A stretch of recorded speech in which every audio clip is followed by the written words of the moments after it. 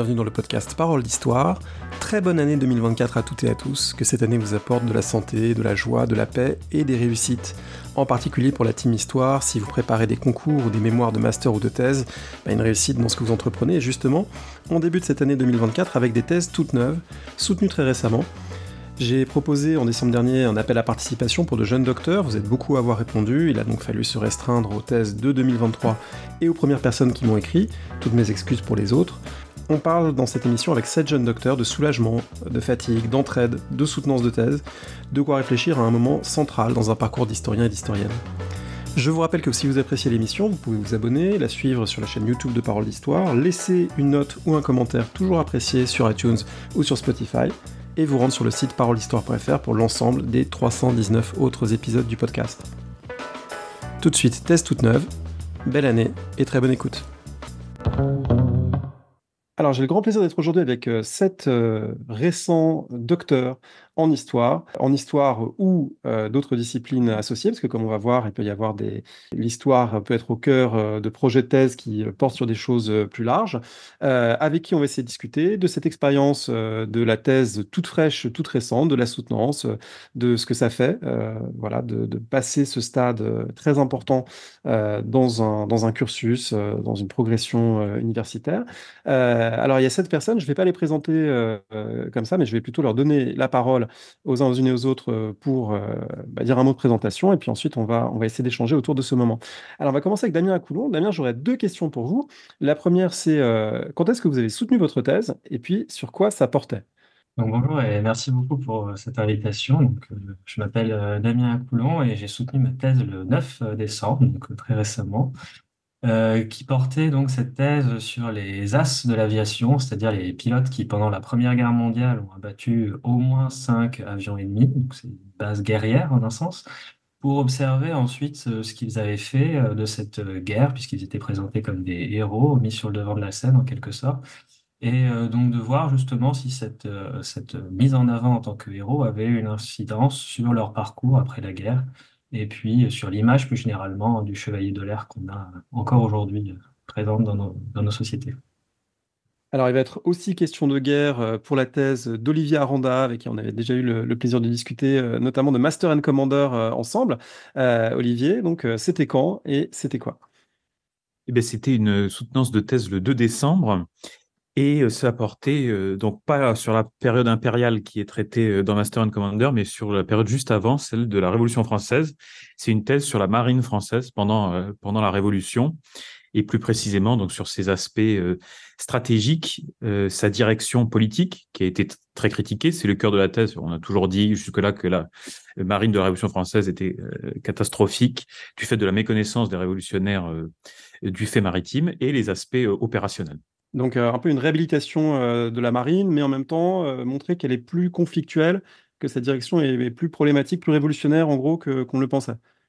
C'est ça, c'est-à-dire qu'il y a à la fois l'aspect et à la fois l'aspect les réhabilitations, même si bon le terme a ses limites, puisqu'il s'agissait en fait il s'agissait surtout de la prendre au sérieux, puisque jusque-là elle était plutôt balayée d'un revers de la main comme inexistante parce que les assemblées, le régime d'assemblée serait en tout cas incapable de gérer des questions militaires. Et donc, moi, j'ai voulu montrer effectivement, nuancer ce point, mais aussi replacer dans les débats, c'est-à-dire notamment, par exemple, sous le directoire, il y a tout un débat sur qu'est-ce qu'on doit faire de la marine. Est-ce que ça doit être un outil colonial ou est-ce que c'est plutôt un outil même presque anticolonial, puisque la marine de la Révolution est utilisée contre la traite, hein, par exemple. Donc, il y a toutes ces questions-là qui sont en jeu. Alors, on va continuer, et pour l'instant, on est à rebours de la chronologie, puisque du XXe siècle, avec Damien, à la Révolution française, on passe maintenant à l'Ancien Régime. On donne la parole à Romain Facchini. Bonjour. Bonjour, merci beaucoup pour votre invitation. Moi, j'ai soutenu le 13 novembre.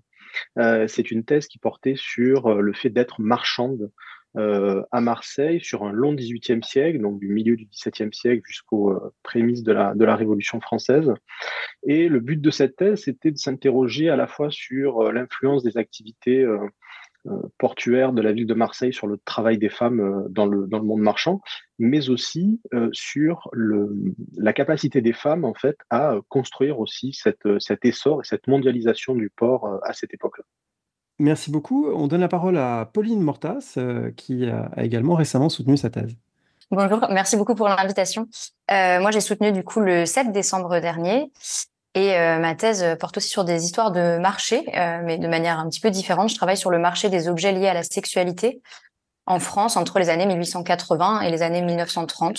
Donc, je m'intéresse à toute l'émergence d'une culture de consommation de dispositifs contraceptifs, de remèdes abortifs, d'accessoires érotiques divers, d'appareils et de remèdes contre des troubles sexuels divers et variés. Voilà. Bon, alors un sujet évidemment, à n'en pas douter, qui va intéresser des éditeurs et des éditrices. Toutes les thèses, évidemment, peuvent être publiées. On aura peut-être l'occasion de reparler de cet aspect. Mais plus le sujet est, entre guillemets, sexy, et là, pour le coup, on est en plein dedans, plus, évidemment, ça peut être une forme d'évidence. On passe la parole à Lucie Moredis. Bonjour. Bonjour, merci pour votre invitation. Moi, je suis conservatrice restauratrice spécialisée en art graphique et en livre. Et à la base, j'ai une formation de reliure d'art. Et donc, c'est une thèse que j'ai abordée depuis ma pratique professionnelle. Et le but, c'était de travailler sur l'histoire du soin au livre, donc en gros sur l'histoire de ma discipline au sens large, reliure et restauration confondues, et en essayant de contourner les antagonismes qui sont souvent mis en avant, c'est-à-dire l'antagonisme bibliothèque-archive d'un côté et l'antagonisme manuscrit imprimé de l'autre. Et donc, il a fallu mobiliser des méthodes issues de l'histoire, de l'archéologie et de la conservation-restauration, donc notamment le constat d'état. Et le but, c'était d'essayer de comprendre comment, pourquoi on conservait des documents reliés autant dans les archives que dans les bibliothèques. Et du coup, est-ce qu'en termes d'ancrage disciplinaire, est-ce que vous aviez une école doctorale qui était identifiée histoire, ou est-ce que la thèse identifiée histoire, ou comment ça se passe, ou est-ce que voilà, vous naviguez entre plusieurs choses? Alors ça, je pensais y venir tout à l'heure, mais c'est l'une des particularités des thèses en conservation-restauration, c'est que on est au milieu de plein de disciplines et donc on se retrouve souvent avec des jurys où il y a autant des historiens de l'art, des chimistes, parce que c'est des façons d'aborder les objets qui ont besoin de tous ces points de vue-là. Il se trouve que moi, j'étais dans une école doctorale de l'EPHE, rattachée à l'école des Chartes, et c'était une école doctorale d'histoire. L'école doctorale 472, donc qui s'appelle Histoire, texte et documents. Voilà. Mais il y a d'autres personnes en conservation-restauration qui font des thèses dans des écoles doctorales d'histoire de l'art plutôt. Et il y a un autre doctorat par le projet qui a été mis au point à Cergy il y a quelques années, spécifiquement orienté vers les restaurateurs, mais c'est encore autre chose. Alors, si je ne me trompe pas, je crois que cette question de l'ancrage disciplinaire se pose aussi un petit peu pour notre prochaine invitée, c'est Victoria Rimbert. Bonjour. Bonjour, merci beaucoup pour l'invitation. Oui, en effet, puisque vous allez le comprendre très vite avec le titre de ma thèse, donc que j'ai soutenu le 23 septembre, à l'encre noire, veuve et littérature, veuve en littérature, en Italie, 15e, 16e siècle. Donc, c'est une thèse de littérature. Je me suis penchée donc sur les représentations des veuves dans 3 types de points de vue, 3 types de sources. Donc, d'abord dans un discours normatif, celui des moralistes et des religieux, dans les sermons et les traits de comportement, donc avec le portrait de la veuve idéale de ce point de vue. Ensuite, dans un discours narratif, celui des nouvelles, qui sont florissantes à cette période-là en Italie, dans lesquelles les veuves jouent un rôle principalement érotique. Ce sont des nouvelles à caractère principalement érotique ou comique. Et enfin, du point de vue de l'autoreprésentation. Donc, il y a une grosse émergence des autrices en Italie au XVe et XVIe siècle. Et je me suis penchée donc sur comment les autrices veuves se sont représentées dans leurs œuvres. Donc, c'est une thèse de littérature, en effet, que j'ai réalisée en co-tutelle avec l'Université de Padoue et avec le département d'histoire de l'Université de Padoue, où j'étais suivie donc par une historienne, Isabelle Chabot. Pour moi, c'était indispensable. Je ne peux pas étudier la littérature sans l'histoire. Et tout ce que j'ai appris en lisant, donc moi, j'ai pas travaillé en archives, mais j'ai vraiment lu énormément d'essais d'histoire. Ça m'a aidé à apporter un regard complètement différent sur ce que j'étais en train de lire, que je n'aurais pas eu autrement. Donc, ce mélange, ce dialogue que j'ai essayé d'instaurer entre histoire et littérature, pour moi, a été extrêmement riche et extrêmement, je pense qu'il a porté ses fruits. Si je comprends bien, votre parcours, disons jusqu'au master, était plutôt littéraire et l'histoire est venue au moment de la thèse comme un des matériaux indispensables finalement à la réflexion. Oui, c'est un peu ça. Alors moi, je suis formée en LLCER, donc en littérature, langue et civilisation italienne. Donc c'est un peu fourre-tout. On fait pas que de la littérature, on fait aussi de l'histoire italienne, évidemment, mais rien de poussé. Et donc j'ai fait des masters un master en littérature plutôt. Mais c'est déjà en master que j'ai compris que je ne pouvais pas aborder la représentation d'un statut matrimonial sans en comprendre les enjeux, les tenants et les aboutissants du côté historique de la chose, surtout dans un pays comme l'Italie où le politique à la Renaissance est aussi extrêmement important, où chaque région a ses particularités, ses lois et ses traitements des femmes du point de vue juridique notamment. Merci beaucoup. Et pour terminer, sauf erreur, c'est Hugo Souza de Curcy qui a soutenu également une thèse, un petit peu plus tôt dans l'année, je crois. Vous allez nous dire de quoi il s'agit. Oui, merci pour l'invitation. Effectivement, moi j'ai soutenu ma thèse le 27 mars de cette année. Et ma thèse porte sur l'histoire du premier cabinet de relations publiques, appelé, le nom du cabinet c'était Édouard Louis Bernays, qui est aussi le nom d'un célèbre personnage dans l'histoire de la propagande, on va dire.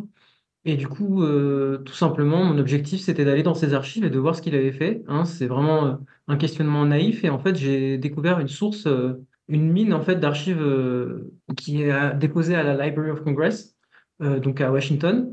Et c'est en même temps les sources de sa vie, les sources de sa famille aussi lointaine, puisque c'est aussi le neveu, le double neveu de Sigmund Freud. Et donc il y a une correspondance et il y a une part importante dans l'histoire de la psychanalyse. Et c'est en même temps les archives de son cabinet. Et du coup, j'ai fait en fait l'histoire de ces trois niveaux, si vous voulez, dans le XXe siècle, parce qu'il s'arrête en 1960 et il commence en 1910, on va dire. Et donc, j'ai fait aussi un parti pris méthodologique qui était de faire une histoire par les pratiques, c'est-à-dire d'aller voir vraiment les opérations routinières de ce que c'est qu'un cabinet de relations publiques et de voir comment ça se déploie en fait au fur et à mesure, comment ça change de définition, les alliés qu'ils trouvent au fur et à mesure, etc. Voilà. Alors, des sujets très variés, mais une même activité qui est de produire un long texte, d'y mettre un point final, et puis ensuite de le soutenir publiquement devant des gens qui vous font passer ce rite de passage pour faire partie de la communauté des docteurs en histoire ou en d'autres matières liées avec l'histoire. Mais ce point final, en fait, il a pas forcément quelque chose d'évident. Je voulais vous demander, peut-être comme première question, à quel moment pour vous la thèse était finie? Est-ce que c'est le point final de la conclusion? Est-ce que c'est la toute dernière annexe? Est-ce que c'est le passage chez l'imprimeur pour avoir les volumes papier qui ensuite sont envoyés aux membres du jury? Évidemment, tout le monde peut avoir une expérience légèrement différente. Est-ce que l'un ou l'une de vous voudrait voilà, dire ce qu'a représenté le moment de la clôture? Qu'est-ce qui s'est joué? Est-ce que c'est la clôture du texte? Est-ce que c'est la clôture du paratexte? Ou finalement le volume fini? Lucie Morezis. Alors, pour moi, le point final, il a été mis au moment où, enfin, j'imagine que ça doit être la même chose pour beaucoup, au moment où je l'ai déposé sur Adoom, parce qu'on ne pouvait plus revenir en arrière. Alors, expliquez peut-être ce que ça veut dire déposer dans ce sens-là. Alors, ça fait quelques années qu'il y a une plateforme de suivi des thèses qui a été mise en place qui s'appelle Adoom. Alors, les premiers temps ont été assez rock'n'roll, je pense pour tout le monde. Les premières inscriptions sur Adoom, ça a demandé du temps, de l'énergie, du sang et des larmes. Et c'est la plateforme sur laquelle on dépose les différentes versions de sa thèse, c'est-à-dire la version pour le jury, et ensuite, une fois qu'on a soutenu, la version définitive et éventuellement la version de diffusion. Et moi, j'avais cette tendance fâcheuse à vouloir essayer d'éliminer le plus de scories possible. Et donc, ça a été terminé au moment où j'ai été dans l'impossibilité totale d'y revenir. Et d'ailleurs, pour être tout à fait honnête, une fois que je l'ai eu déposé, j'ai retrouvé quelque chose qui me plaisait pas et j'ai essayé de négocier avec l'école doctorale pour savoir si je pouvais pas modifier un petit truc et on m'a dit un non négatif. Et donc, voilà, c'est à ce moment-là, je pense que c'était vraiment terminé. Alors, une petite question par curiosité, comme vous avez travaillé sur la relure, est-ce que vous avez apporté un soin à la relure de votre propre texte? Pas du tout. Pas du Une tout. bonne vieille spirale? Même pas un coupé-collé infâme. En fait, j'ai eu une chance insolente, c'est que c'est même pas moi qui me suis occupée de l'impression de ma thèse et donc je l'ai découverte quand je l'ai reçue Et pour la petite histoire, une chose très drôle, c'est que ça avait été empaqueté avec du scotch. Et il y a eu une réaction chimique entre l'adhésif et le plastique qui avait été utilisé pour la couverture. Et donc, j'ai une grosse trace de scotch qui est impossible à retirer sur la couverture de mon exemplaire. Voilà. Ironiquement, c'était spécialement pour moi, ça, je pense. Victoria Rimbert, je crois que vous vouliez dire un petit mot aussi de ce moment de la fin. Oui, c'est un peu la même chose pour moi. Il y a cette envie d'éliminer le plus de coquilles possible, qui est en fait absolument impossible quand on a un manuscrit assez imposant. Moi, j'ai presque 800 pages, donc des coquilles, il y en avait forcément encore. Après, j'avais une date absolument à respecter pour rendre, donc il a fallu envoyer aux membres du jury à un moment, et là, on pouvait plus y revenir. Mais on y revient finalement pour la version de diffusion, justement. J'ai envoyé la semaine dernière mon manuscrit revu, corrigé avec les corrections mineures de petites coquilles. Donc bon, finalement, on n'a jamais vraiment fini ce travail. Euh, mais oui, je pense que c'est vraiment le moment de rendu aux membres du jury qui était là. Et après, le moment où j'ai mis les pieds dans l'avion, je pense, pour partir en vacances en Sicile, parce ayant soutenu en septembre, j'ai eu la chance de rendre avant l'été, ce qui était une chance pour moi et beaucoup moins pour mes relecteurs, les membres du jury qui ont dû lire. Voilà, c'est un gros format hein, pour emmener à la plage, c'était peut-être pas très agréable pour eux, mais j'ai eu la chance de pouvoir partir en vacances d'été tout de suite après, ce qui n'est pas le cas des personnes qui soutiennent en décembre, et je pense qu'il y a une grosse fatigue après dont on parlera tout à l'heure.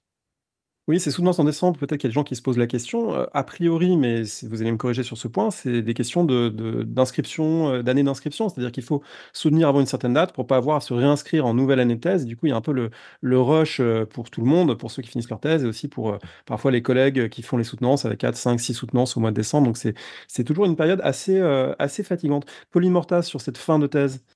Oui, alors, moi, j'ai pas eu le droit à l'envoi via Adoum. Je pense que Paris 1 fait les choses encore à sa manière. Bon, voilà. Mais effectivement, alors j'ai pas ressenti grand-chose au moment de l'envoi. Sans doute aussi parce que je suis un peu une maniaque. J'ai fait des stages dans l'édition et donc du coup les coquilles, je les ai traquées très tôt. D'ailleurs, à ce propos, je sais pas si vous connaissez tous et toutes le logiciel Antidote, mais c'est quand même un game changer de ce point de vue-là. Non, moi, le vrai moment où j'ai pris conscience que c'était fini, c'est en allant chercher mes exemplaires imprimés à la reprographie Paris 1, où j'avais complètement bêtement sous-estimé le poids que ça représentait. Voilà, c'est des volumes qui font pas loin de 900 pages et il y en avait 8 et j'étais à vélo. Et donc, c'était 3 kilos par volume. Et voilà. Là, j'ai vraiment senti le poids très concret de ces années de travail, quoi. Mais voilà, Romain donc je pense que Facchini. c'est ça. Ouais. Oui, alors moi, c'est légèrement différent, c'est-à-dire que j'ai eu l'impression que c'était terminé à chaque étape. Donc, une fois le point final mis, je me suis dit, c'est bon, c'est fait. Alors, le Antidote, effectivement, très bien, très bon logiciel, puisqu'à force de relire, on a beau avoir une faute niveau CP, on la voit plus. Et donc, je me suis dit, c'est bon, c'est terminé. Et puis ensuite, il a fallu poster sur Adum, effectivement. Et ensuite, moi, j'ai eu un jury un membre du jury qui a dû être changé. Donc, il a fallu revenir, etc., etc., etc. Et finalement, moi, la vision que j'avais aussi de cette thèse, c'est que certes, elle était terminée physiquement. Quand j'ai reçu les exemplaires, c'est aussi un grand moment, mais j'avais vraiment à cœur qu'elle soit présentée à un jury et qu'on puisse en discuter, pour que vraiment on me dise, voilà, elle a été vue, revue, la thèse a été littéralement soutenue devant des membres du jury, puisque j'exagère un petit peu, mais quelque part, la thèse pourrait être rangée sous un lit et n'être lue par personne. Et j'aurais eu le sentiment qu'elle n'était pas totalement finie. Donc à chaque étape, je me suis dit c'est bon, c'est fini. Et puis non. Mais voilà, je rassure tout le monde, une fois la délibération finie, etc., là je me suis dit c'est bon, la page est tournée. Et pour moi, ce qui relève ensuite de l'édition, de ça, c'est l'étape d'après. Je pense qu'on aurait le temps d'y revenir, mais la dimension thèse, c'est terminé, voilà, lorsqu'on m'a décerné le titre. Hugo, vous vouliez rebondir sur ce point? Oui, moi, c'est curieux, mais j'ai eu le sentiment que la thèse s'est finie quand j'ai reçu les pré-rapports, tout simplement. En fait, Alors là aussi, peut-être qu'il faut expliquer un tout petit peu pour les gens qui ne connaissent pas encore le fonctionnement. C'est quoi un pré-rapport? oui, alors en fait, les pré-rapports, c'est des rapports, mais qui sont pas encore vraiment officiels. Enfin, ils sont officiels, mais je veux dire, ils sont pas définitifs et ils évaluent la thèse et précise si la thèse est soutenable. Et dedans, il y a une série de critiques qui sont adressées en fait tout simplement, de critiques, de remarques et aussi de salutations, hein, et qui permettent à la personne qui défend la thèse de peut-être mieux axer son topo, c'est-à-dire les 20 minutes dans lesquelles il commence à parler au début de la soutenance. Après, les pré-rapports sont toujours très singuliers, hein. J'ai l'impression que ça dépend vraiment des thèses aussi et des jurys. Et en tout cas, moi, pour ma part, étant quelqu'un qui doutait énormément aussi de moi-même, hein, par ailleurs, et de la méthodologie que j'avais choisie, justement, j'ai vraiment dû attendre les pré-rapports, pardon, et la confirmation que c'était quelque chose qui était valable scientifiquement, quoi. Et là, j'ai pu souffler. Mais le moment du dépôt, ça m'a absolument rien fait. Et d'ailleurs, j'étais très déçu. Parce que je m'étais dit, enfin, je dépose. Et en fait, au contraire, le stress a continué à monter, quoi.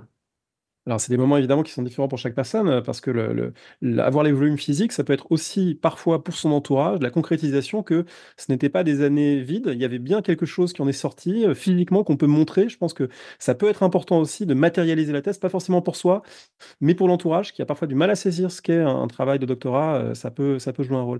Olivier Aranda, vous vouliez dire un mot aussi?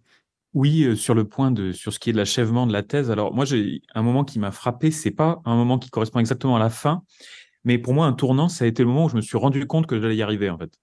Parce que j'ai rendu en octobre pour une soutenance en décembre, et dans le courant de l'été, alors que en mai-juin, j'étais encore en fait paniqué à l'idée de savoir si j'allais y arriver tout court.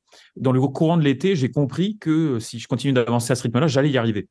Et j'allais finir par rendre. Alors, quelque chose qui vaut ce que ça vaut, mais que j'allais réussir à rendre quelque chose qui serait une vraie thèse. Et pour moi, ça a été peut-être un tout premier tournant, et la suite, chacune des étapes par la suite n'a fait finalement que confirmer ce premier tournant qui m'a semblé essentiel.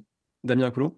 Oui, bah, effectivement, je suis assez d'accord avec ces étapes qui se suivent et qui ne cessent de confirmer, mais c'est peut-être parce que c'est encore trop récent, mais j'ai l'impression que c'est pas encore terminé pour ma part et que ce sera vraiment le cas. Alors c'est peut-être aussi parce que c'est comme ça que ça fonctionne en Allemagne, mais que ce sera vraiment terminé quand ce sera devenu un livre et que voilà, tout le monde pourra vraiment le lire. Mais pour l'instant, ça reste encore confiné à un petit cercle de spécialistes dont je suis très heureux, mais qu'il manque encore quelque chose et que c'est pas encore tout à fait la fin. Donc, c'est peut-être voilà, pour un contre-point aussi par rapport à ça. Alors, il faut sans doute maintenant s'approcher du moment de la soutenance. Il y a un moment important, et je pense là pour le coup, qui est très variable, enfin en tout cas c'est mon sentiment, vous allez me dire, qui est la manière dont sont composés les jurys, parce que ça dépend beaucoup aussi de la personnalité, du statut institutionnel du directeur ou des directeurs, directrices de thèse. Je sais qu'il y a des cas de figure où c'est vraiment le futur docteur ou la future docteur qui choisit son jury, et puis le directeur ou la directrice finalement dit OK, c'est bon. Et dans d'autres, c'est la situation exactement inverse, où c'est vraiment la personne qui dirige, qui va tout imposer. Alors, sans révéler peut-être les secrets les plus inavouables de vos relations avec cette figure qui vous a accompagné, est-ce que vous voulez apporter quelques éclairages sur la façon dont ça s'est fait dans vos cas, pour votre thèse, un peu cette manière d'envisager la composition du jury, dont on sait que c'est évidemment quelque chose d'important. Qui est-ce qui voudrait réagir sur ça? Oui, Romain. Oui, mais peut-être parce que moi, ça s'est fait assez naturellement, mais c'est vrai que aussi bien de la part de ma directrice que de mon côté, on avait à peu près les mêmes idées sur les personnes qui pourraient composer ce jury. On voulait aussi que le jury, la composition, en fait, s'est pensée. On a voulu que chaque membre du jury puisse saisir un aspect de la thèse, donc un jury assez diversifié. Et donc finalement, en pointant ça, les spécialités, ceux qui pouvaient être présents ou pas, on s'est retrouvé avec quelques personnes, et le jury en fait s'est constitué assez naturellement comme cela. Donc il y avait des évidences, voilà, certains noms qui semblaient aussi bien pour ma directrice que pour moi limpides. Et donc ça s'est fait extrêmement naturellement. Ça, il n'y a pas eu lieu à débat. Voilà, j'ai eu de grosses discussions avec ma directrice sur la thèse en elle-même, et c'est vrai que le jury, ça s'est fait très simplement, ce qui est assez rare dans une thèse d'avoir quelque chose de simple, mais là-dessus, pas de difficulté. Victoria Rimbert sur cette question? Oui, c'est un peu la même chose que pour Romain. Ça s'est fait assez simplement, alors quand même avec des contraintes qui sont notamment celles de la co-tutelle. Donc, c'est-à-dire qu'il fallait le même nombre. Déjà, on a un directeur. Enfin, j'avais un directeur, une directrice, un en France et une à Padoue. Il fallait le même nombre de membres de l'université Sorbonne Nouvelle et de l'université de Padoue. Donc, il fallait composer avec ça. Il me fallait des littéraires et un peu d'historiens également. Mais finalement, même avec ces contraintes, ça s'est fait assez naturellement en accord avec mon directeur. La seule chose pour laquelle je suis déçue, c'est qu'on n'a pas respecté la parité du tout, ce qui me déçoit un peu sur une thèse qui est quand même assez axée sur le genre. Il y a eu beaucoup plus d'hommes que de femmes dans ce jury de thèse. Donc c'était un peu la limite. Par contre, je suis vraiment contente parce que je tenais à avoir un jury sympathique. Compétent, évidemment, mais aussi sympathique. Je tenais beaucoup à passer un bon moment qui soit constructif mais aussi agréable, et ça a été le cas. Et je pense que c'est vraiment important quand on choisit son jury de thèse de prendre ce paramètre en compte, et il faut pas hésiter à en parler avec son directeur ou sa directrice pour que ça soit un moment sympathique également. C'est déjà assez de pression, donc avoir au moins des gens avec qui on sait que les interactions seront positives, ça aide beaucoup. Oui, alors là, je peux révéler, parce qu'il y a prescription pour ma propre thèse, un élément qu'effectivement, moi, j'avais des discussions avec mon directeur en disant, bah, il y a un grand historien de la Grande Guerre très important, pour qui j'ai un immense respect intellectuel, mais il me ferait peur dans mon jury. C'était Antoine Pro. Et Antoine Pro, voilà, j'ai beau avoir voilà, le plus grand respect pour lui, et peut-être justement à cause de ça, j'aurais été terrifié qu'il soit dans mon jury, donc on s'est dit, bon, on va pas lui proposer. Et effectivement, c'est important de pouvoir se dire qu'on va être jugé intellectuellement, mais que ce sera dans des conditions qui seront agréables. Olivier Aranda. Oui, en effet, sur ces questions, ça rejoint ce que tu dis sur les compositions de jury et les éléments académiques. Alors, moi, en travaillant sur la marine de la Révolution, ce qui m'a frappé dans la composition du jury, c'est que c'était la rencontre de deux écoles qui ne se parlent pas, justement, et c'était tout l'intérêt et la difficulté de ma thèse, c'est qu'évidemment, les historiens de la mer et les historiens de la Révolution, c'est pas exactement les mêmes généralement. Donc, ce qui m'a frappé, c'est que du coup, on a fait se rencontrer parce qu'on a parlé de l'équilibre genré, mais il y a aussi l'équilibre institutionnel pour ceux qui, par exemple, mettent des gens du CNRS dans leur jury, mais il y a aussi l'équilibre des historiographies. Et dans mon cas, il a fallu faire un savant dosage entre marine et révolution qui correspondait justement à l'intérêt et à la difficulté de mon propos. Oui, et pour rebondir sur ce que disait Victoria Rimbert à l'instant, cette dimension genrée, elle se heurte en fait aussi à une réalité incontournable, qui est que les postes de professeurs des universités, c'est-à-dire les postes les plus élevés, sont encore, j'ai plus le chiffre en tête, mais c'est quelque chose comme de l'ordre de 65-35 masculins par rapport aux femmes. Et du coup, il y a moins de femmes qui ont ce statut, qui peuvent siéger dans des jurys, ce qui fait que chacune d'entre elles, d'ailleurs, est sursollicitée. Donc il y a des collègues femmes qui ont 10 soutenances et qui peuvent pas toutes les assurer dans de bonnes conditions, qui doivent en refuser parce que tout simplement, comme l'exigence paritaire est là et c'est une très bonne chose, bah, du coup, ça a pour effet négatif de solliciter les femmes qui peuvent y siéger. Lucie Morusis, sur cette composition de jury. Oui, alors sur l'aspect sympa, je rejoins complètement ce que disait Victoria. C'était effectivement une des priorités. Et on l'a composé à trois, donc avec ma directrice de thèse et mon directeur de thèse, donc Christine Bénévent et Malcolm Walsby. Et ça a été un vrai casse-tête. Ça a été vraiment un exercice d'équilibriste parce que des gens, professeurs ou HDR, qui sont spécialistes de l'histoire de la conservation des documents reliés, il n'y en a pas nulle part. Donc, il a fallu aller piocher, pas directement dans mon sujet, mais tout autour. Et là, ça devenait infiniment compliqué. Parce que je l'évoquais tout à l'heure, il fallait des gens en histoire, un peu en histoire de l'art. Alors, je n'ai pas du tout abordé les aspects physico-chimiques. C'était un choix de ma part. Donc ça, on a pu l'évacuer, mais il fallait des gens pour les archives, il fallait des gens pour la bibliothéconomie, pour l'histoire des bibliothèques, etc. Enfin, ça a été un vrai casse-tête, et effectivement devoir respecter aussi la parité administrative. Enfin, ça a été vraiment compliqué. Et alors en plus du côté pluridisciplinaire, au niveau des périodes, il fallait aussi des gens pour le Moyen-Âge, des gens pour la période moderne et des gens pour la période contemporaine. Donc ça a été Donc, vraiment il y avait 12 vraiment personnes en fait dans le jury, c'est ça? Ouais, c'est ça. Et ça a pris 8 heures. Non, heureusement non, mais on a réussi à trouver un équilibre que j'ai trouvé absolument parfait. Et il y avait dans mon jury aussi quelqu'un que j'admire beaucoup et qui m'intimidait beaucoup et qui est un des plus grands, si ce n'est le plus grand spécialiste de l'histoire de la reliure, mais du point de vue technique, qui est britannique. Donc il y a eu un petit moment en anglais dans ma soutenance. Heureusement, on s'était mis d'accord à l'avance pour que j'ai son texte, enfin, dans les grandes lignes, c'est ce qu'il allait me dire à l'avance, et j'ai pu lui répondre en français. Et d'ailleurs, ça a été vraiment, enfin, en tout cas, je l'ai reçu comme ça. C'était un honneur qu'il accepte de lire cette thèse en français, surtout avec les termes techniques qui sont hyper spécifiques. Donc voilà, j'étais très contente. Donc si Nicolas Pickwood, que je cite son nom quand même. Voilà. Pauline Mortas, sur votre composition de jury. Oui, bah alors je rejoins ce qu'ont dit les unes et les uns les autres, effectivement sur cette espèce de casse-tête multiparamètres de gérer les statuts, l'équilibre géographique. Alors moi, la question de la parité, j'ai eu le problème plutôt inverse, c'est-à-dire qu'en travaillant en histoire des sexualités, du genre, etc., c'est plus compliqué d'équilibrer en trouvant des hommes qui travaillent sur ces questions. Après, j'ai réussi, alors j'ai pas une parité complète, j'ai 4 femmes et 2 hommes dans mon jury parce que j'ai 2 directrices de thèse. Mais c'était important pour moi aussi, et c'était un souhait de mon directeur de thèse défunt, Dominique Khalifa, avec qui j'avais commencé, de déprovincialiser, pour ainsi dire, l'histoire des sexualités. Et donc c'était important pour moi aussi d'avoir des gens qui soient dans d'autres champs, qui ne soient pas, enfin voilà, que ma thèse ne paraisse pas que comme une thèse d'histoire des sexualités, que ce soit aussi une thèse d'histoire sociale, d'histoire de la consommation, etc. Et je rejoins tout à fait ce qu'ont dit mes collègues sur la question de la bienveillance du jury.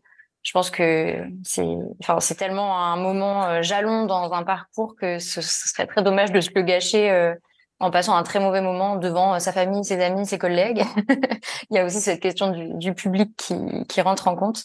Et pour ça, je trouve ça très chouette de pouvoir en discuter, donc déjà avec ces directeurs, directrices, mais aussi en parler avec d'autres doctorants, enfin, de faire marcher le bouche à oreille sur la manière dont les uns et les autres sont plus ou moins agréables en jury, quoi.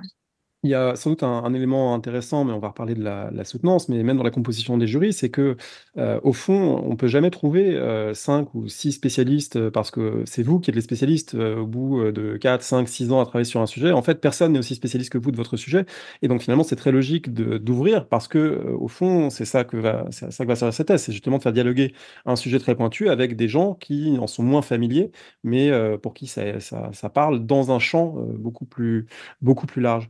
Romain Facchini, pour la composition. Oui, alors je rejoins également l'idée sur la bienveillance, le fait de bien choisir son jury, mais aussi peut-être, alors même si on y pense un petit peu plus tard au moment de la thèse, mais profiter de certaines expériences lorsqu'on a l'occasion d'être en colloque, sur des workshops, des écoles d'été, pour tisser des liens. Alors ça ne veut pas dire partir en vacances avec les futurs membres du jury, mais avoir au moins quelques contacts pour bien déjà pouvoir estimer la bienveillance ou pas, même si le bouche à oreille dans le milieu universitaire fonctionne assez bien à ce niveau-là.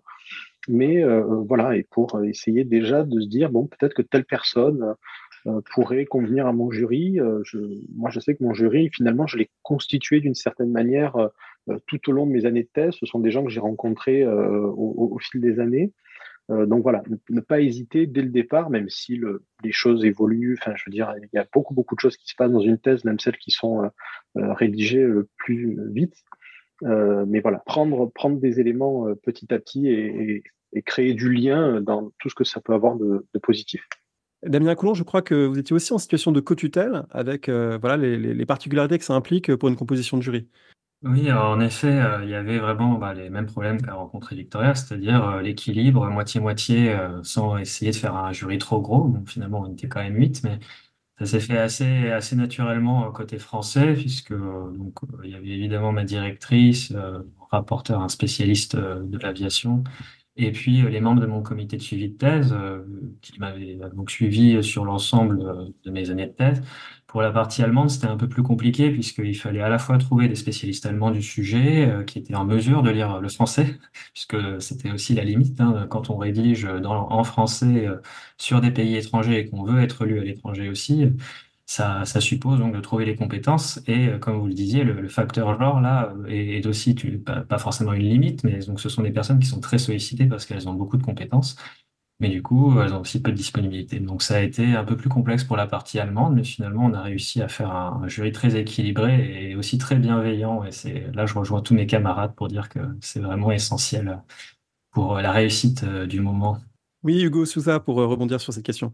Non, en fait, je trouvais ça intéressant ce que disait Damien Coulon, parce qu'effectivement, moi, j'ai eu un problème similaire qui est que le sujet de ma thèse, c'est une historiographie principalement anglo-américaine, et il y a très peu de livres en français, en fait, disponibles.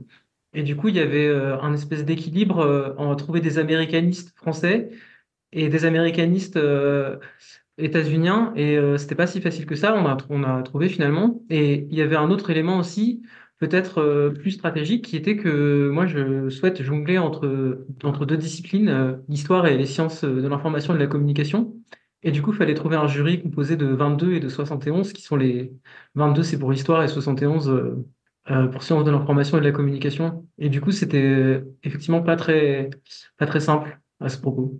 Alors ça, c'est les préliminaires, c'est les préalables qui sont évidemment importants pour composer un jury. Ce jury, il écoute les candidats, doctorants, doctorantes, avant de leur accorder le titre de docteur. Et du coup, ça se passe lors d'une soutenance de thèse qui dure plusieurs heures, qui est un moment qui peut être vécu de différentes manières. Justement, je voulais vous poser la question de la façon dont vous l'avez vécu. Simple formalité, expérience intellectuelle ultra stimulante, moment de nervosité maximale. Voilà, il y a sûrement différentes façons de le vivre ou un petit peu tout ça à la fois. Alors, je ne sais pas si on commence par ceux pour qui l'expérience est la plus fraîche, la plus récente, ou on va dire le traumatisme le plus immédiat, ou alors au contraire, qui ont eu plus le temps de digérer, mais qui est-ce qui voudrait évoquer ce que ça a représenté, ce moment de la soutenance, voilà, qui est à la fois académique, mais en même temps, il y a la famille, il y a des amis qui sont là, on fait la fête après, donc voilà, un peu les émotions mêlées que ça représente. Alors, je ne sais pas qui veut commencer. Oui, Pauline Mortas? Oui, alors je dirais que il faut pas négliger comment dire, l'organisation très matérielle de la chose et la charge mentale que ça représente. Moi, c'est quelque chose que j'avais peut-être un peu négligé. Enfin, je suis vraiment arrivée à la soutenance très fatiguée. Et donc, gérer comment nourrir 50 personnes, les invitations, s'assurer que tout le monde pourra rentrer dans le bâtiment parce que les mesures Vigipirate font que les entrées des facs sont surveillées. J'ai eu aussi droit au dernier quart d'heure à un pic de stress parce que la salle des soutenances de Paris 1 a été rénovée, mais n'a pas Internet. Et donc, j'avais prévu un Zoom, et donc ça a été une galère parce que j'ai dû finir en partage de connexion pour que le public à distance puisse quand même assister à la chose. Donc, ça, c'était un peu stressant, alors que de base, j'étais pas forcément très stressée parce que les pré-rapports m'avaient beaucoup rassurée. Mais voilà, j'ai eu un petit pic de stress organisationnel, voilà, au dernier moment. Et je peux vous Et demander, juste sur ce point, qui avait, sur les 7 personnes, qui avait prévu quelque chose en visio en plus? Donc 3 sur 7 en gros. D'accord, donc c'est quelque chose qui est pas universel, mais qui effectivement se fait depuis quelque temps. Et Pauline, est-ce que vous aviez, j'imagine que vous aviez préparé votre topo, vous l'aviez fait longtemps avant, juste avant, voilà, c'est quelque chose, c'est compliqué de résumer plusieurs années en une présentation orale d'une vingtaine de minutes. Donc, quelle place vous avez accordé à ce topo initial? alors, je l'ai pas préparé très longtemps à l'avance parce qu'il se trouve que j'ai été très occupée par des communications et des invitations à des séminaires entre le rendu et la soutenance, toutes les choses que j'avais décalées en disant ouais, c'est bon, j'aurais rendu. Et en fait, du coup, je me suis retrouvée assez occupée pendant cette période. Donc, je pense que je m'y suis mise peut-être ouais 10 jours, une grosse semaine avant. J'ai procrastiné, j'ai attendu d'avoir les pré-rapports en me disant bon bah c'est bien de pouvoir un peu répondre aux pré-rapports, même si dans les faits on fait pas vraiment ça forcément dans le topo. Et après enfin il était bien sûr très préparé et très rédigé, et ça permet aussi de se lancer dans la soutenance en étant un peu plus rassuré parce que voilà, il y a pas d'impro, on maîtrise son speech, je l'avais révisé, enfin voilà. Et moi, je trouvais ça assez important dans le speech de pas forcément parler que voilà du contenu de la thèse, etc., mais aussi de retracer un petit peu le parcours de recherche, aussi en pensant au public en fait, essayer de faire comprendre à ma famille ce que j'avais bien pu faire pendant ces 5 années, et puis de aussi laisser une place. Je trouvais ça important, c'est peut-être du fait de ma personnalité, mais en fait à l'expression du doute et du fait que c'est ok de pas avoir répondu à tout, et qu'en fait on fait peut-être de la meilleure histoire en montrant qu'on n'a pas la réponse à tout et en posant quand même les questions plutôt qu'en essayant de masquer les choses qui nous font des insomnies parce qu'on n'a pas réussi à y répondre dans l'écriture. Donc voilà, j'ai essayé d'être un peu honnête dans la mesure où c'est quand même un cadre assez contraint et assez institutionnel, mais voilà, ça me tenait à cœur d'être un peu honnête sur ces côtés-là. Bah, vous dites bien toutes les contradictions de l'exercice et aussi de ce moment, hein, qui mélange l'intellectuel, le matériel. Olivier, Aranda, je crois que vous vouliez rebondir.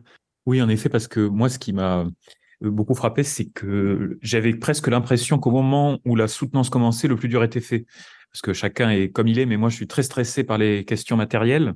Et donc, du coup, voilà, quand les fameux petits fours dont j'ai tant cauchemardé sont enfin arrivés à leur bonne et due place, et que tout était en place avec voilà tous les petits détails qu'il faut penser au dernier moment, un peu d'eau pour le jury, etc., pour soi-même, bah, j'avais l'impression que le plus dur était fait. Et après ça, les 4 heures de soutenance étaient en fait peut-être plus le moment de la récompense, paradoxalement, parce que c'est vrai que c'est très stimulant intellectuellement, c'est un petit peu, peut y avoir quelques difficultés qui se posent, mais comme tu l'as dit, finalement, on est le meilleur spécialiste dans la salle. Donc finalement, il faut aussi être détendu intellectuellement. C'est plus moi les aspects matériels qui m'ont stressé. Victoria Rimbert? Alors moi, j'ai eu vraiment énormément de chance sur ce point, sur le point de vue matériel, et je lance un appel à tous les proches de doctorants. Je n'ai rien fait. Tous mes proches savaient que j'attendais ce moment avec beaucoup d'impatience parce que on a une petite frustration en tant qu'italianiste, c'est-à-dire qu'on voit nos camarades italiens qui fêtent leur licence et leur master avec des grandes fêtes, des grands gâteaux, du champagne, et nous en France, on ne fête rien. On ne fête pas la licence, on ne fête pas le master, on a nos résultats sur Internet, on ne fête rien. Donc tout le monde savait que pour mon doctorat, je voulais avoir une belle fête, un bon moment. Et donc, 2 de mes meilleurs amis ont tout organisé avec mes parents. Je n'ai rien eu à faire du point de vue matériel. Ils ont prévu le buffet, la couronne de laurier, parce que j'ai eu, je voulais une couronne de laurier, je l'ai eue, comme en Italie. Ça a été vraiment un gros soulagement pour moi, d'autant que j'avais déménagé entre-temps, puisque j'ai eu un poste d'ATER à Grenoble. Donc, j'ai quand même dû revenir à Paris pour cette soutenance à mes frais. Donc, j'ai dû déjà organiser ce temps pour moi et ce temps de préparation que j'ai pu consacrer à aller chez le coiffeur, à choisir ma robe. C'est peut-être très bête, mais ça m'a permis vraiment d'arriver à la thèse, vraiment pour profiter du moment. Et je rejoins ce que disait Olivier, ça a pu être vraiment uniquement un moment d'échange et d'enrichissement et de débat, plutôt que de me prendre la tête avec des choses matérielles. On a fait une très belle fête le soir.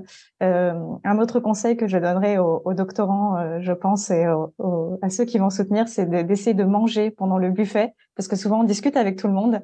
Et moi, j'ai failli m'évanouir dans un kebab à 15 heures après le buffet où je n'ai vraiment rien mangé. Mais ça a été vraiment un très beau moment de ce point de vue. Donc, n'hésitez pas à déléguer.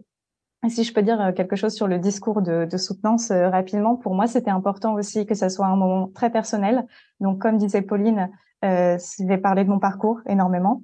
Et j'ai aussi introduit un petit moment de réflexion, mais je pense que ça revient un peu à ce qu'a fait Pauline qui parlait d'honnêteté. J'ai parlé du concept de fidélité à la recherche. Moi, j'ai travaillé mon sujet déjà en master et ensuite en thèse. Et je pense que ce temps long de la recherche est vraiment indispensable. Et je suis revenue au cours de ce parcours de recherche sur des préconceptions que j'avais au début qui se sont avérées fausses ou inexactes ou que j'ai pu nuancer grâce au temps long de la réflexion. Donc, j'ai inséré ce petit discours dans ma soutenance qui est assez inhabituel, pas très conventionnel, mais qui m'a fait beaucoup de bien parce que je me suis dit de toute façon, ils vont pas me refuser mon doctorat maintenant pour cette petite prise de risque entre guillemets. Et ça donnait après des éléments de réflexion et de débat qui étaient aussi intéressants avec le jury. Donc, je pense qu'il faut s'accorder ce petit moment de liberté peut-être au moment du discours de soutenance si on se sent à l'aise avec ça. Ouais, je ne sais pas si des anthropologues ont déjà étudié les soutenances de thèse, mais bon, il y a vraiment quelque chose de l'ordre du rituel, et un rituel, pour qu'il fonctionne bien, justement, il faut qu'il y ait des marges de liberté, pour qu'il soit réinterprété par chaque acteur, si en tout cas les grands codes sont respectés. Damien Akoulon, sur votre expérience de la soutenance. Oui, sur la dimension rituelle, effectivement, ça a beaucoup impressionné mon directeur allemand, dont c'était la première soutenance en France et qui s'attendait vraiment pas à ce cérémonial et vraiment cet écrasement par 4 heures de soutenance du doctorant. Mais ça, c'est vraiment pour l'expérience de l'altérité. Sur le discours, je rejoins Pauline Mortas aussi par rapport à ce temps court qu'on a tendance à sous-estimer. Là, pas les communications, c'était les copies, 110 copies qui tombent la semaine d'avant. Donc évidemment, ça laisse un peu moins de temps pour préparer le discours, mais on s'en sort. En effet, j'ai pu le présenter aussi dans le cadre d'un séminaire un peu restreint avec des camarades qui m'ont fait des retours, donc ça permettait aussi de relâcher un petit peu la pression quelques jours avant, et puis il fallait que je le traduise en anglais, moi, donc fallait quand même un petit délai. Et puis le réviser, parce que évidemment, c'est pas tout à fait la même chose de l'exprimer comme ça. Mais en effet, ce que le plus stressant vraiment, c'est là ça rejoint ce qui était dit unanimement, c'est-à-dire le stress de l'organisation plus que de la soutenance en elle-même, qui est un moment où on sait que ça va bien se passer. Et c'est là qu'on peut mesurer la force du collectif. Moi, j'ai un peu participé à l'organisation quand même, mais là, ma compagne et mes proches, au moment de la soutenance, je savais qu'ils allaient assurer et ils ont assuré. Et c'était vraiment très très précieux de pouvoir compter sur ce support. Donc vraiment ne pas rester tout seul dans cette épreuve, puisque justement nous on est sur le grill, même si c'est un chantier grill, et il faut que le reste se passe bien derrière. Donc non vraiment, ça fait du coup de la soutenance un moment agréable en effet, même si les questions sont attendues, il y en a à lesquelles on peut pas forcément répondre, mais dans l'ensemble ça se passe toujours très bien. Romain Facchini? Oui, pour rebondir sur ce qui a été dit, effectivement, l'importance des parents, des amis, tout au long de la préparation. Donc là-dessus, j'ai eu peu de stress et je les en remercie vraiment très, très, très vivement. Donc j'ai été dégagé de cet aspect-là matériel. Ensuite, sur l'aspect proprement, j'allais dire, intellectuel de la chose, mais enfin, psychologique plutôt qu'intellectuel, au sens stress, moi, j'ai eu la stratégie de me noyer dans le travail autre pour ne pas penser à la soutenance. Donc, j'ai un poste d'ATER à Montpellier, donc j'étais dans la préparation des cours, dans la rédaction d'un article. Donc, j'avais ça en tête et pour ne pas penser à la soutenance, la seule chose qui m'a omnubilé, alors moi, je n'avais pas le coiffeur, mais j'avais quand même le costume, donc je me suis aussi attelé à trouver un costume qui me convenait. Et pour ce qui est de la rédaction de l'exposé, alors ça ne m'a pas pris beaucoup de temps, mais je rejoins effectivement ce qui a été dit. Je pense que l'important, c'était moins de revenir sur la thèse très très longuement, même si on peut mentionner le plan, voilà, donner les éléments problématiques et les conclusions essentielles, mais c'était de montrer un petit peu les ficelles du métier, aussi bien pour le jury que pour la famille, des moments d'hésitation, la construction du sujet, la genèse de tout ça, pour qu'on comprenne bien. Alors, y compris aussi sur ce qui a été dit tout à l'heure, sur un temps long de la recherche, quelque chose qui a été mûri, et pas seulement d'un point de vue institutionnel, en expliquant que l'on a fait ça en Master 1 ou en Master 2, mais pourquoi, comment est-ce qu'on en arrive à un tel sujet, pourquoi est-ce qu'on se passionne pour telle ou telle période, pourquoi, voilà. Donc, tout ce genre de choses. Et un dernier point aussi sur les conseils, outre donc l'aspect matériel très important du buffet, etc. Moi, ça a été aussi de pouvoir effectuer une soutenance blanche. Alors, une avec ma directrice.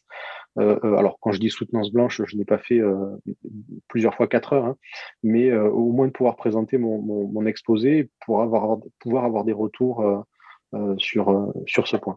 Lucie Morosis?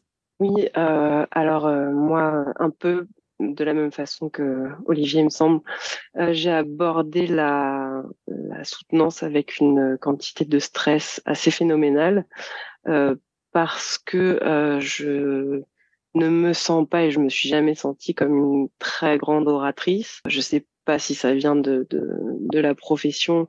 J'ai eu beaucoup de collègues qui sont comme ça, donc ça doit avoir quelque chose à voir avec. Et aussi sur les questions de légitimité. Alors, le fameux syndrome de l'imposteur, que je pense qu'on partage toutes et tous, limite, c'est interdit, enfin, c'est impossible d'arriver à la fin d'une thèse sans avoir ce syndrome de l'imposteur, mais qui était assez compliqué pour moi parce que venant du milieu de la conservation-restauration et même avant ça du milieu de l'artisanat, prendre la parole dans un cadre académique, c'était vraiment pas quelque chose d'évident pour moi. Alors, j'ai bénéficié d'énormément de très bons conseils. Euh, Par exemple, on m'a conseillé de choisir les questions auxquelles j'allais répondre, de pas chercher forcément à répondre à tout, ce qui était un excellent conseil parce que ça a fait que la soutenance a duré un peu moins de 4 heures et pas 6. Donc, c'était aussi pour les personnes qui étaient présentes. Euh, Mon discours préliminaire, je pense que c'est le texte que j'ai écrit et que j'ai le plus retravaillé de tout ce que j'ai pu écrire. Et alors, il y a quelque chose que Mathieu de Oliveira m'avait dit et qui s'est avéré très juste. Il avait comparé la soutenance de thèse à un saut en parachute. Et c'est exactement ce que j'ai ressenti. C'est-à-dire énormément de stress avant qui monte crescendo jusqu'au moment où on saute, où c'est un pic de stress et d'adrénaline. Et ensuite, Et ensuite, c'est un flottement qui dure justement pas assez longtemps. Et il se trouve que un des conseils qu'on m'avait donné aussi, c'était de penser à en profiter. Et ce conseil-là a été particulièrement précieux parce que je pense que c'est sans doute la seule occasion qu'on a dans toute sa vie de pouvoir discuter d'un sujet qui nous a occupés pendant 4, 5, 6 ans avec des personnes qui non seulement nous ont lu, mais en plus que ça intéresse. Et, et en ça a été absolument passionnant, extrêmement stimulant intellectuellement et vraiment complètement inoubliable pour moi. Et effectivement aussi des amis qui ont complètement parfaitement bien géré tous les aspects matériels. Effectivement, ça, je pense que c'est très, très important.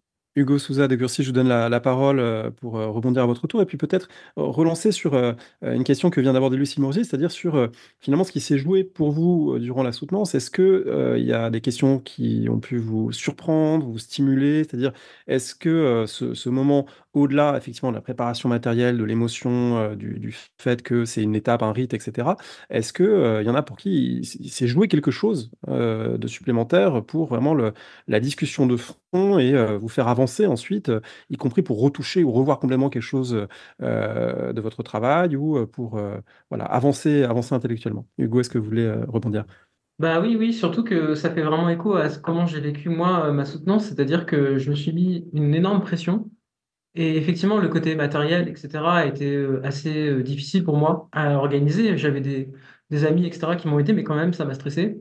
D'autant plus que j'avais un membre du jury en ligne, en fait, qui était donc à distance. Et ça a créé pas mal de stress parce qu'il y a eu des problèmes au tout début de la soutenance. Enfin, bon, voilà. Et sinon, effectivement, le vrai truc, c'est que peut-être pour la première fois de ma vie et peut-être la dernière, il y a effectivement 6 grands spécialistes qui ont lu ma thèse attentivement et qui me font un retour pendant 4 heures. Et je me suis dit qu'il fallait absolument que j'en profite. Et ça a été le meilleur conseil qu'on m'a donné. On m'a dit, il faut que tu comprennes ça, quoi. Que, en fait, pendant 4 heures, des gens auront commenté un travail que tu as fait de A à Z. Et par ailleurs, effectivement, ça m'a beaucoup ici aidé de faire des soutenances blanches. Et ça, je recommande hein, fortement. Moi, je trouve ça indispensable, les soutenances blanches. Et après, sur la soutenance en elle-même, c'est vrai que j'ai eu de la chance d'avoir d'excellents retours. Moi, je trouve que ma soutenance s'est extrêmement bien passée et que ça a même été un moment d'ouverture en fait sur mon sujet que je pensais avoir clôturé quelque part. À nouveau, il est remis en discussion, il est retravaillé, il est rediscuté, il y a des nouvelles pistes qui s'ouvrent. Et ça, c'est vraiment formidable. Et j'ai même eu la chance, une membre de mon jury m'a même quasiment proposé un plan de livre, quoi, on va dire ça comme ça. Un plan de livre qui, par ailleurs, n'avait rien à voir avec celui de ma thèse. Et c'était vraiment justement l'enjeu, hein, qui était de sortir un livre à partir d'une thèse quand même assez dur à lire, quoi. Parce que c'est une thèse d'histoire hein, avec des références à des archives tout le temps en permanence. Et c'est pas forcément facile après à vulgariser quelque part. Et pour le coup, ça, c'était vraiment très intéressant. Donc voilà, après, effectivement, moi, j'ai pas pu répondre pareil à toutes les questions. Hein. J'ai choisi aussi mes questions et ça m'a aussi beaucoup aidé de, effectivement, se dire qu'on pouvait pas répondre à tout et qu'il fallait sélectionner ce qui nous paraissait le plus pertinent, sachant que parfois les membres du jury ont une capacité à mitrailler comme ça et parfois on a du mal à savoir ce qui est plus important ou pas à répondre dans leurs propres attentes, quoi. Est-ce que quelqu'un veut rebondir sur cette dimension intellectuelle de la soutenance et sur éventuellement les perspectives que ça ouvre pour son propre travail, avec lequel on a passé des années, mais finalement qu'on est amené à voir autrement par le regard voilà, de figures, évidemment, qui sont des spécialistes, ou en tout cas des grandes figures liées aux périodes qu'on étudie. Damien, oui? Oui, bah, en effet, c'est un moment assez intéressant parce que voilà, on a enfin des spécialistes qui nous lisent en détail et puis qui nous font des retours complets sur ce qu'on a fait. Donc, je rejoins complètement ce que disait Hugo.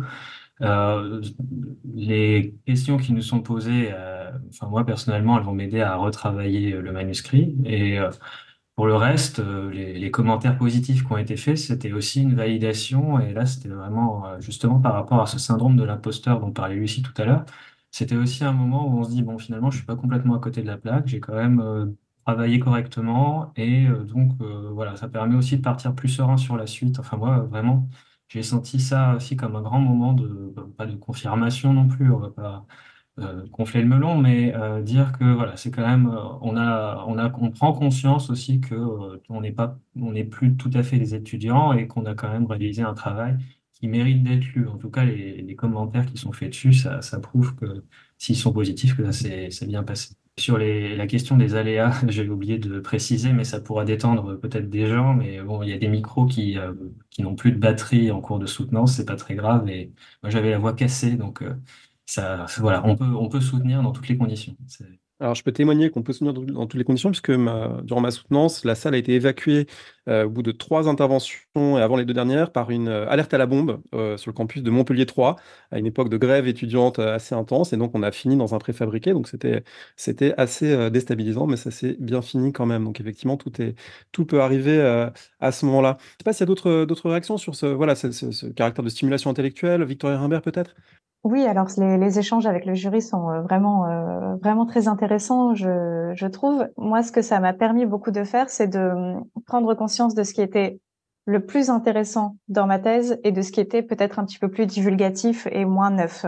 Et ça va beaucoup m'aider ensuite dans le travail de publication, justement, que je compte entreprendre, parce qu'évidemment, personne va me laisser publier 800 pages. Donc, il y a un gros travail à faire là-dessus. Ça m'a vraiment permis de prendre conscience des aspects neufs, notamment parce que quasiment tous les membres du jury, il me semble, ont dit qu'ils avaient appris beaucoup de choses dans cette thèse. Je pense que c'est le plus beau compliment qui m'a été fait pendant cette soutenance. C'est vraiment l'idée d'avoir produit quelque chose d'assez neuf, mais de prendre conscience que tout n'était pas neuf et donc que le travail allait pouvoir aller dans un sens ou dans l'autre. Ce que j'ai trouvé un petit peu compliqué, c'est que évidemment, tout le monde a souligné le fait que c'était un petit peu long et un petit peu, même l'adjectif éprouvant est sorti au niveau de la quantité. Mais en me demandant les uns et les autres, comme j'avais des spécialistes d'époques différentes et de disciplines différentes, de rajouter aussi des choses par-ci, par-là.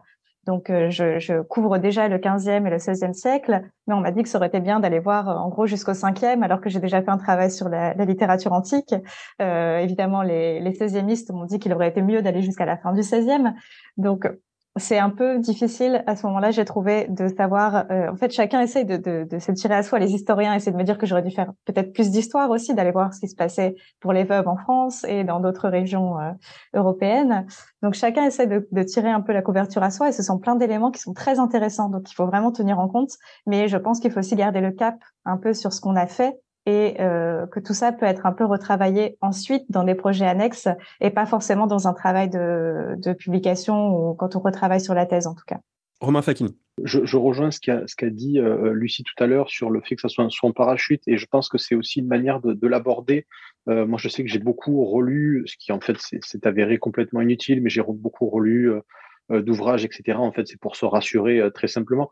Et je pense que le terme qui convient le mieux, c'est l'idée de discussion. On est vraiment, et ça a été dit, on est là pour discuter, ce qui peut aussi permettre d'atténuer un petit peu le stress. Alors, ce qui aide, je pense, c'est d'avoir aussi beaucoup donné de cours, etc. Ou si à côté on a eu des pratiques comme le théâtre, etc., ça peut aider à gérer son stress.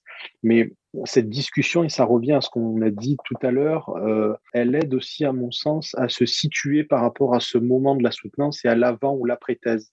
Et les conseils, en tout cas moi, ce qui m'a été donné, donc dans la perspective de la publication, de recherche future, ça aide aussi à comprendre que l'on a terminé quelque chose et qu'on peut se projeter sur un élément futur. Donc, de garder cette stimulation intellectuelle, de se dire que bon, il y a des retouches à faire pour la publication, mais que ça peut amener à d'autres débats, d'autres réflexions.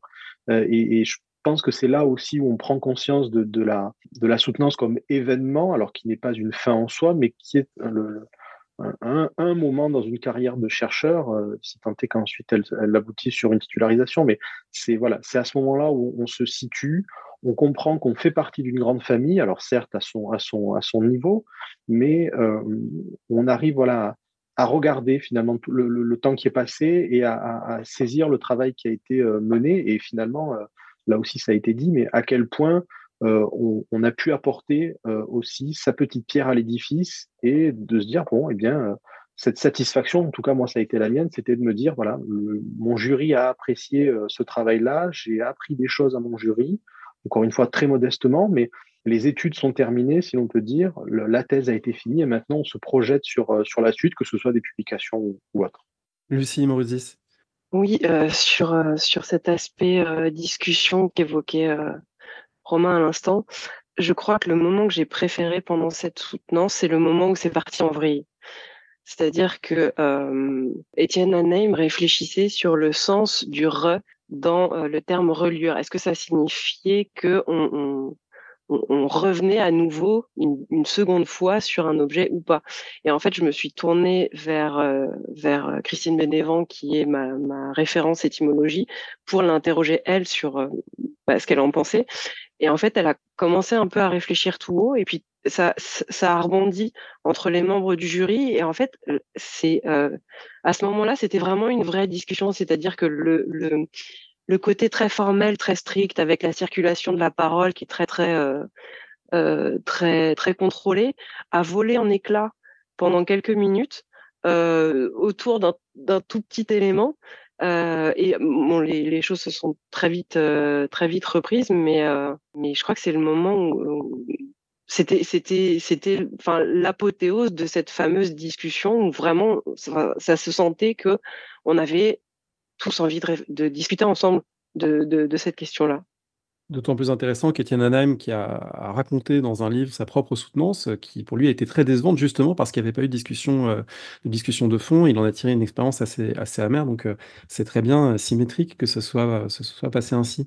Peut-être une dernière question pour vous demander, et après finalement, alors on parle parfois de baby blues, parfois on n'a plus envie d'en entendre parler, on a besoin de faire une coupure totale, ou au contraire on se remet tout de suite dans le manuscrit pour corriger, retravailler, se dire il faut que je publie vite, etc. etc. Donc, pas pour vous demander voilà, quels sont vos projets concrets aux unes aux uns et aux autres, mais plutôt un peu en termes d'ordre de priorité, où vous en êtes maintenant que la soutenance est passée. Et du coup, je vais me tourner vers Hugo, puisque c'est lui qui est le doyen de ce point de vue-là, puisque c'était en mars dernier, donc il a peut-être un peu plus de recul.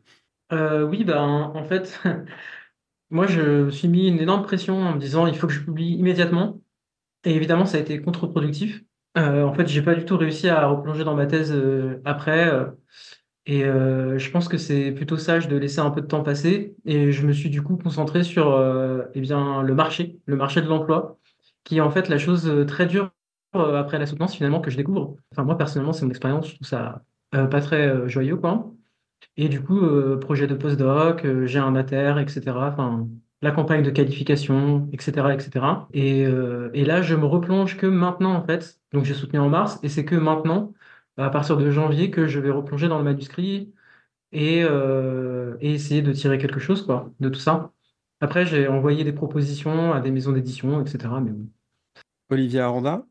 Oui, moi, c'est un des moments que j'ai préféré finalement, même si ça fait seulement 15 jours en ce qui me concerne, l'après-soutenance, parce qu'en fait, très modestement, petit à petit, on commence à se rendre compte que le but qu'on s'était donné, c'est-à-dire, dans mon cas, combler un manque historiographique, commence tout doucement à être comblé, puisque par exemple, on a des sollicitations diverses, notre discussion en fait partie, pour justement commencer à vulgariser un petit peu ce travail. Et ça va au-delà de la publication, même si la publication, c'est un moment fondamental. Moi, par exemple, ce qui m'a fait très plaisir dans ces 2 dernières semaines, c'est que j'ai été contacté par le professeur référent du musée de la Marine pour mettre à jour, comme en plus le musée de la Marine là, vient de réouvrir, pour mettre à jour les dossiers pédagogiques à l'intention des professeurs du secondaire sur tout ce qui concerne ma partie. Et c'est vrai que ce côté finalement récompense, hein, c'est-à-dire que c'est l'effort intellectuel, il est pas terminé, mais bon, il se transforme et on passe à une partie un peu médiation qui finalement, à laquelle pour l'instant je trouve beaucoup de satisfaction parce que qui est aussi assez, comment dire, qui incite à l'humilité aussi, parce qu'en fait on se rend compte que de toute façon, en fonction du support, on va pas pouvoir transmettre tout ce qu'on a écrit dans sa thèse, mais c'est vrai que c'est quand même très plaisant de voir le début de l'irrigation, peut-être de la recherche en tout cas, éventuellement, voilà, pas du grand public bien sûr, mais d'un milieu de gens qui s'intéressent à ces questions-là, qui commencent, voilà, ces thèses commencent à infuser, et c'est très plaisant. Et puis, sans compter le fait que des proches peuvent commencer à vous appeler docteur, évidemment, c'est jamais négligeable.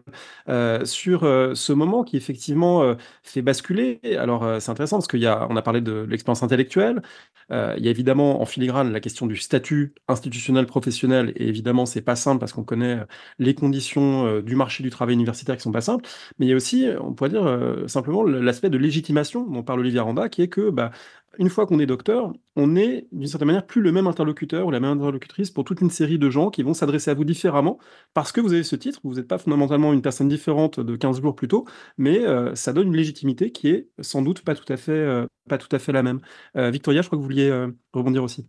Oui, alors moi, du coup, j'ai soutenu fin septembre et j'ai vécu après une grosse période de fatigue. Et ça, je pense qu'il faut en parler aussi. Je pense que rendre avant l'été, puis déménager pendant l'été pour rejoindre mon lieu de vie maintenant et ce poste d'ATER, enchaîner sur la soutenance et le début d'un semestre dans une nouvelle université, ça a été vraiment épuisant. Et donc, je me suis retrouvée après la thèse à ne plus réussir à faire de recherche. Donc, j'ai géré mes cours et qui étaient heureusement relativement près puisque c'est des cours que j'ai déjà assurés, mais j'ai pas pu me remettre à la recherche tout de suite. J'avais l'impression de ne rien faire de mes semaines à part de l'enseignement et me reposer parce que vraiment je me suis sentie extrêmement fatiguée. Ça commence à aller mieux petit à petit, mais là même la fin d'année elle est compliquée à gérer. Donc je pense qu'il faut se laisser ce temps et je rejoins ce que disait Hugo, peut-être qu'il faut laisser passer quelques mois avant de reprendre en tout cas la thèse pour des projets de publication. Je prévois aussi d'attendre le début d'année prochaine pour m'y remettre. Mais même des projets en fait de colloques, etc. Je pense qu'il faut pas se surcharger tout de suite après la thèse. Là, je ne l'avais pas fait, heureusement. J'ai plutôt des colloques au deuxième semestre, donc ça va, je pense, mieux se passer. Il faut peut-être anticiper ça, pas se dire tout de suite après la thèse on va enchaîner sur un colloque, un article, un rendu, etc. parce que ça peut vite devenir épuisant avec l'enseignement à côté. Donc il faut parler de ce moment de fatigue qui je pense est vraiment très important. Et pour le côté de la légitimation, je trouve ça très intéressant aussi et je me suis rendu compte un peu a posteriori que j'avais renvoyé un projet donc de création de revues universitaires qu'avait lancé ma collègue et amie Alix. Et pendant la thèse, j'avais dit non, là c'est pas possible. Je pense qu'il y avait le côté temps, puisque la thèse accaparait beaucoup de temps, mais aussi le côté légitimité. Je me suis dit en tant que doctorante, on peut pas être deux doctorantes à lancer ça va jamais marcher.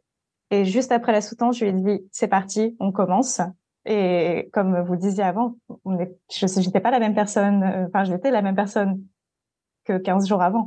Mais je me sentais plus légitime à commencer ce gros projet avec un titre de docteur. Qu'est-ce qui veut enchaîner Pauline Mortas? Je rejoins tout à fait ce que dit Victoria sur la fatigue. Moi aussi, j'ai déménagé, mais avant de rendre. Et donc, du coup, j'ai passé mon été à déménager et finir de rédiger. Et c'était épuisant. Donc, conseil que sans doute tout le monde a eu un jour dans sa vie, mais n'arrive pas toujours à suivre, c'est rendre avant l'été. C'est vraiment une bonne idée. Moi, j'ai pas réussi, voilà. Donc, je pense qu'à très court terme, le premier plan à faire après avoir soutenu, c'est prendre des vacances. Effectivement, enfin, je pense que on est dans un milieu, une culture professionnelle qui survalorise le surtravail, la mise en scène de soi épuisé et faisant 1000 choses à la fois. Je pense que c'est important de prendre soin de sa santé mentale et de dormir. Ça devient même la santé physique hein, au bout d'un moment. Donc je rejoins tout à fait. Enfin voilà, prenez des vacances. Je rejoins aussi un petit peu ce que vous disiez tous et toutes sur la question du changement progressif de statut, où effectivement on sent que le rapport aux collègues change aussi à l'annonce de la soutenance, après la soutenance, avec ce truc très très symbolique, mais où plein de collègues se sont mis à me dire bon on peut peut-être se tutoyer, ce qui est quand même un peu étrange, mais bon bref. Mais on sent aussi qu'on commence à faire partie un peu de ce milieu professionnel. On a un peu plus fait ses preuves. Et à la fois, moi, je trouve ça aussi assez stressant parce que du coup, on sort du doctorat, on n'est plus sur ces rails du doctorat. Et mes collègues l'ont dit, hein, mais l'état du milieu universitaire étant ce qu'il est, du marché de l'emploi étant ce qu'il est, c'est aussi une période d'incertitude qui s'ouvre où il faut multiplier candidature de postdoc, candidature MCF, candidature d'ATER. Enfin, c'est des choses qui sont, oui, on est content d'avoir fini, mais on sait pas trop ce qui s'ouvre derrière. Et je trouve que c'est aussi un peu mixed feelings, quoi. C'est un peu ambigu de ce point de vue-là. Et en revanche, je rejoins tout à fait ce que disait Olivier sur la question de la médiation. Alors moi, il se trouve que j'ai un sujet un peu sexy, donc j'ai fait de la médiation depuis quasiment le début de ma thèse, et c'est ce que je préfère. Et donc c'est très chouette de avoir du temps et de ne plus être obligé de dire aux gens non, là vraiment c'est pas possible. Donc je suis assez contente d'avoir ce retour d'un peu de temps libre pour faire de la médiation. même s'il faut quand même dormir un peu. Voilà. Oui, c'est comme avec un bébé, il faut dormir et le reste vient après. On rappelle évidemment que là, on restitue des expériences individuelles et collectives, mais on ne prétend pas faire un tour d'horizon complet de toutes les conditions dans lesquelles on fait une thèse, qu'il y a des thèses qui sont faites en parallèle de l'enseignement secondaire, il y a des thèses financées, non financées, enfin voilà, chaque situation est différente et il y en a qui sont d'une précarité beaucoup plus grande que d'autres. Donc là, c'est pas une étude sociologique de la façon dont on fait des thèses, mais plutôt voilà, des restitutions d'expériences. Qui voudrait ajouter un mot sur ce moment? Oui, Lucie Morizis.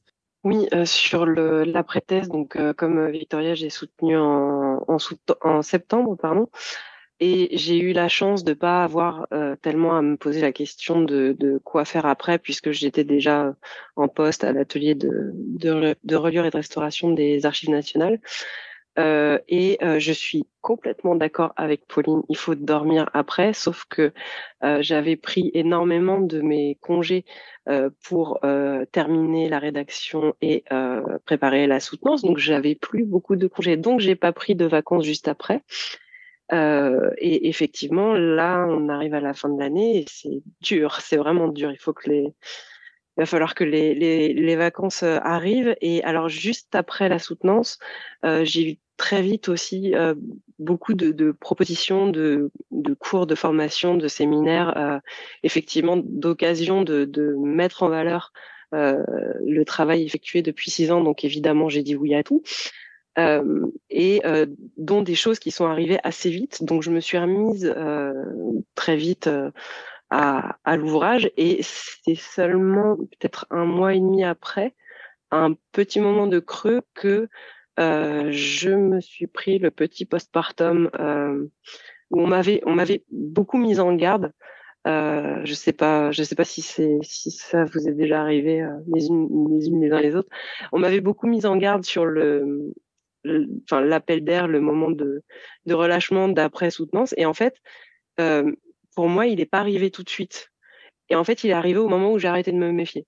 Et c'était un sentiment de vide assez bizarre, une espèce de et maintenant quoi. Euh, et puis par-dessus comment dire, le truc méta où on se dit oui, mais enfin ça fait des mois voire des années que je rêve que du moment où ce truc sera fini, et maintenant que c'est fini, je suis même pas foutu d'en profiter. Enfin, donc ça a pas duré trop longtemps. Et donc, voilà, ça a été évacué assez rapidement. Et effectivement, le prochain gros chantier sur lequel je pense que je vais me mettre en début d'année, c'est celui de la publication. Je pense aussi qu'il faut laisser passer un petit peu de temps avant de se remettre là-dessus pour être plus fraîche. Alors Damien Coulon n'a pas eu beaucoup de temps justement parce que c'est tout récent. Est-ce que vous voulez dire un mot de la façon dont ça se passe? Oui, bah, en effet, là, pour l'instant, c'est une semaine de flottement un petit peu où je profite du temps, de la console qu'on m'a offert après la soutenance, par exemple, aussi. C'est partie des choses agréables quand on a fini le semestre aussi, parce que c'était ça aussi l'enjeu, c'était d'avoir fini de corriger les copies, même s'il en reste quelques-unes.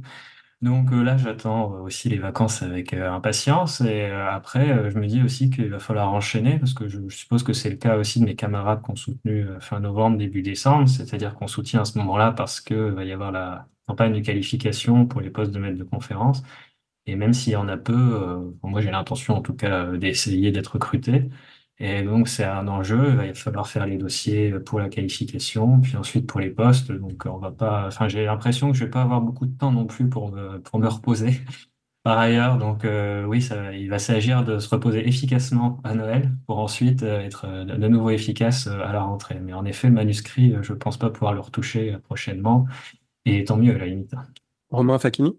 Oui, sur cette idée de l'après-thèse et peut-être du baby blues, si on l'appelle comme ça, euh, je pense que, enfin, personnellement, ça ne m'est pas arrivé, non pas parce que cela n'arrivera pas, mais parce que je suis encore dans le bain des activités d'enseignement. J'ai plusieurs articles à rendre jusqu'au quasiment la fin de l'année universitaire. Donc, je pense que c'est ça qui fait que j'ai pas encore bien réalisé. J'ai eu cette petite semaine de flottement juste après avoir soutenu, mais qui est très vite passée.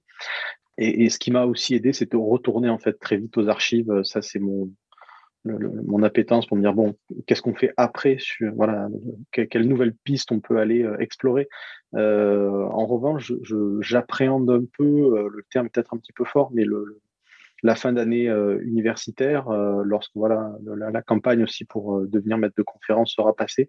C'est le qu'est-ce qu'on fait après, compte tenu, vous l'avez dit aussi, de la situation professionnelle actuelle. Donc, je pense qu'il y a ça. Donc, pour moi, cette après-thèse, en fait, se gère, on va pas faire du bordel, mais il y a une temporalité qui est pas simplement celle de la semaine ou du mois qui suit la thèse, mais qui peut aussi se compter en années. Là-dessus, j'ai beaucoup vu et entendu de collègues parler de leur après-thèse sur plusieurs années, une fois la qualification passée, éventuellement les auditions pour le poste de maître de conférence. Donc, je pense que ça se joue aussi sur ce temps long, même si là-dessus, je développe pas plus parce que ça a été très bien expliqué, la question du sommeil, du repos, du temps pour console de jeu ou pas, mais c'est important pour arriver à continuer un petit peu. Bon, alors c'est la période des fêtes, je vais pas vous demander vos conseils de meilleurs jeux à mettre sous le sapin, mais on sent que c'est une préoccupation partielle. On a déjà un certain temps d'enregistrement, donc je pense que c'est sage peut-être de s'arrêter là, mais peut-être en disant une dernière chose, c'est qu'en filigrane dans tout ce qui a été dit, que ce soit pour les soutenances blanches, le rendu du manuscrit, la préparation du topo de soutenance, on voit à quel point c'est important d'être entouré, et entouré pas seulement de la famille, les amis qui vont prendre en charge les choses matérielles, mais aussi entouré intellectuellement, parce que je pense que vous en avez fait l'expérience, avoir des gens qui vous relisent, avoir des gens qui sont vos camarades proches, qui sont capables de discuter avec vous, de vous dire quand il y a quelque chose qui marche pas, etc. C'est très important. La thèse, c'est très solitaire, mais ça peut l'être plus ou moins, et je pense c'est d'autant plus facile à vivre, si tant est que ce soit facile, qu'on a cet entourage qui est capable de vous accompagner, y compris intellectuellement. C'est important. Donc, en vous remerciant tous les 7, on va, je pense, adresser un mot collectif aussi d'encouragement à ceux et celles qui nous écoutent et qui peut-être se projettent dans cet horizon ou l'envisagent, parce que ça vaut la peine, même si ça peut être évidemment difficile. Un grand merci à vous pour cet entretien, et puis très, très bonne fin d'année, et Merci. bonne Merci. récupération post-soutenance. Merci. Merci à vous. Très bonne Merci fin d'année. beaucoup et bonne fête. Bonne Merci. fin d'année. Bonne fête.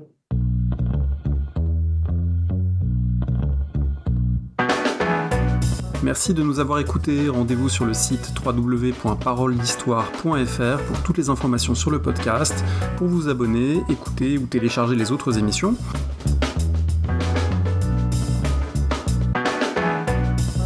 La discussion se poursuit aussi en ligne, notamment sur Twitter. Vous pouvez poser des questions @paroledist, et à bientôt pour un prochain épisode.